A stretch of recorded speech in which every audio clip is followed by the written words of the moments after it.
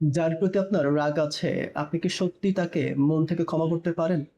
নাকি শুধু বলছেন, "আমি তাকে ক্ষমা করে দিয়েছি"? আপনি যদি তাকে দেখলে এখনো আপনার ভেতরে খারাপ অনুভব করেন, তার মানে আপনি এখনো তাকে ক্ষমা করতে পারেননি। আমাদের ছোটবেলা থেকেই শেখানো হয় ক্ষমা করতে। ক্ষমা হচ্ছে একটা মহৎ গুণ।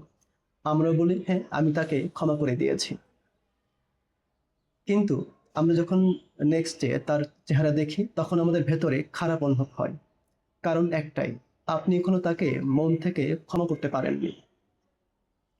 কাউকে মন থেকে ক্ষমা করতে না পারার পেছনে মূল কারণ হলো আমরা তাকে এখনো অ্যাকসেপ্ট করিনি। কারণ কাউকে ক্ষমা করতে হলে আগে তাকে অ্যাকসেপ্ট করতে হয়। আর কাউকে অ্যাকসেপ্ট করতে হলে আগে তাকে বুঝতে হয়। কাউকে বোঝা মানে হলো তার পরিবেশ, পরিস্থিতি, তার বিশ্বাস, তার প্রয়োজনগুলো বোঝা। এইজন্য বলা হয়, "Whenever we do not understand, we misunderstand."